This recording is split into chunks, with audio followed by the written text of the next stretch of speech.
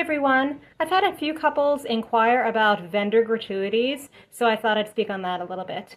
No gratuities are included in any of the allotments for the vendors included in the barn package. So they are all optional, but absolutely appreciated, with the exception of Spunky Spirits, who will charge you host gratuity. That is one of two options: $25 per hour per bartender with a tip jar out, or $50 per hour per bartender with no tip jar out. If I'm being honest, wedding guests typically throw a couple bucks towards the bartenders anyway, so whether there's a tip jar or not, I would just go with a $25 option if I were you. Caterers, depending on the caterer, would either calculate an amount and add it directly to your invoice, or they might just have a suggested percentage of the bill that they would appreciate for their staff, which is usually about 15 to 20% of the food bill, which is what you would usually see in a restaurant. 15 to 20% of the total bill would also be appropriate for hair and makeup stylists. I would say 15 to 20% for each hair and makeup stylist, anybody who's working on your ladies, as well as if you've hired a transportation company to shuttle guests to and from a hotel, that would be an appropriate amount to tip your driver. If you have any ceremony musicians or you've hired a band for your reception, $15 to $50 per musician would be appropriate to tip your performers. And we also have banquet staff members who work at the venue. They help with setup, they help break down, they manage the trash and keeping things clean in the restrooms throughout the duration of the wedding.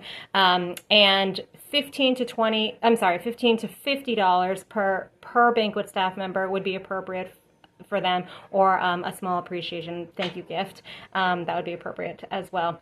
Now, we schedule one banquet staff member per every 25 guests. So, for example, if you have 50 guests, there'll be 2 staff members working. If you have 100, it'll be 4. If you have 150, it'll be 6. If you have any questions, you can always ask me, and I'll tell you how many members will be working your event. If you have an officiant that you've hired service, and depending on whether they are just officiating the wedding on the day of, or if they're coming in to direct your rehearsal as well, I would say about $50 to $100 as a tip would be appropriate for them as well. If it's just a friend or family member who's doing you a favor and they're staying as a guest, it is entirely up to you whether you want to give them a tip or not.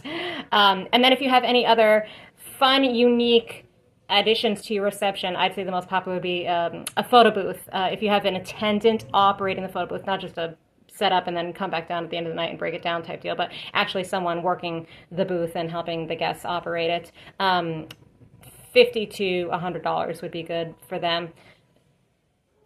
Tattoo artist, balloon artist, photo booth, ice cream truck, any kind of fun activities, that would be something that you can include.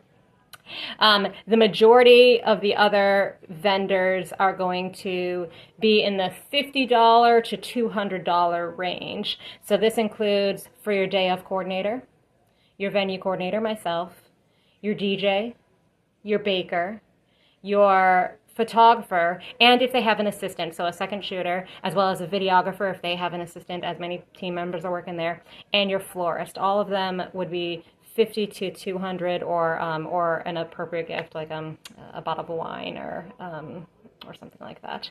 Now, distributing tips.